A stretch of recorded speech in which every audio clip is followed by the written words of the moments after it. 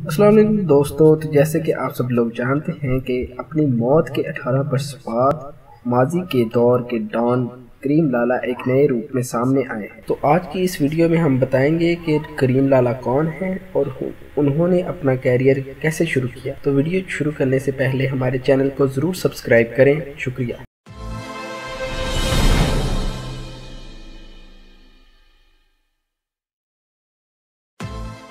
महाराष्ट्र की सियासी जमात शिवसेना के लीडर संजय रावत ने गैर इरादी तौर पर वो मौजू छेड़ दिया जिस पर पहले बात नहीं हुई थी। उन्होंने कहा कि मुल्क के साबिक वजीर आजम इंदिरा गांधी अंडरवर्ल्ड के डॉन करीम लाला से मुलाकात करती थी। इनके इस बयान के बाद इंडिया भर में करीम लाला और इनके कारनामे ज़ेरे बहस हैं। जनूबी मुंबई के पाए जाने वाले धुनी इलाके में वाक़या करीम लाला के दफ्तर में बड़ी शान से लगाई गई इनकी एक तस्वीर अब सबकी निगाहों का मरकज़ बन चुकी है और उसकी बुनियाद पर यह कहा जा रहा है कि इंदिरा गांधी ने करीम लाला से मुलाकात की थी। दाऊद इब्राहिम के मुंबई में अल कैपोन बनने से पहले वाज़ेह रहे कि अल कैपोन को दुनिया का सबसे बड़ा और ख़तरनाक गैंगस्टर माना जाता है।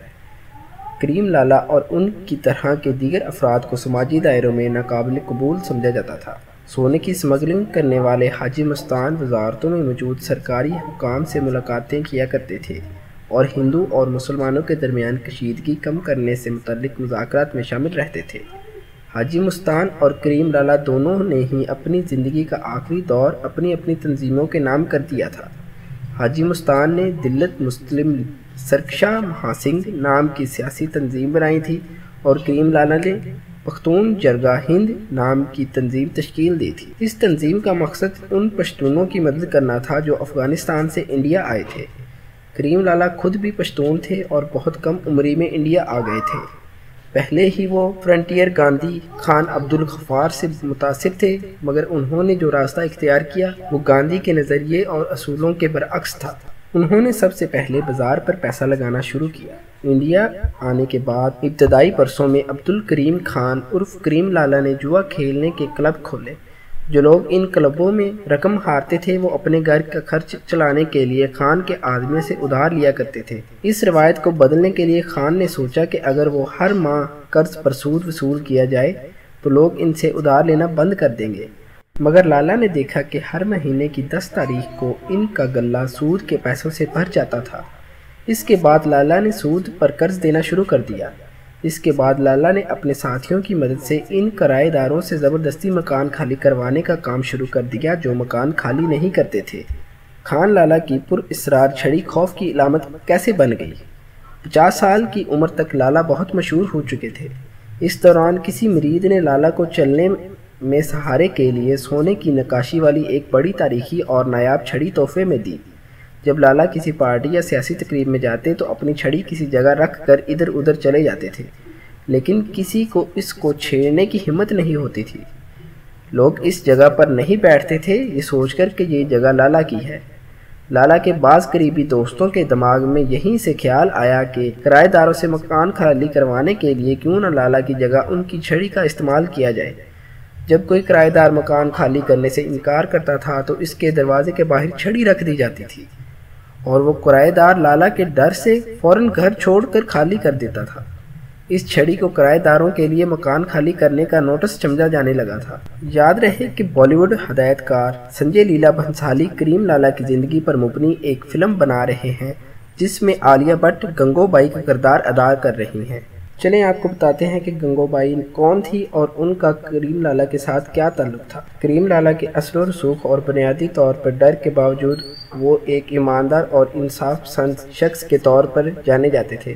गंगोबाई एक कोठे वाली थी जो कि जनूबी मुंबई के कमाठीपुर रेड लाइट इलाके में काफ़ी मकबूल थी। एक दिन वो करीम लाला के पास शिकायत लेकर गईं कि उनकी मर्जी के बगैर शौकत खान नामी एक शख्स ने 2 बार इनको अपनी जिनसी हवस का निशाना बनाया। करीम लाला ने ना सिर्फ उनकी मदद की बल्कि उनको इस शख्स के चुंगल से भी छुड़ाया। उन्होंने अपने एक आदमी को भेजकर शौकत खान की पिटाई भी करवाई। ये किस्सा मशहूर है कि गंगोबाई ने अपने मुहाफिज करीम लाला को राखी भी बांधी थी।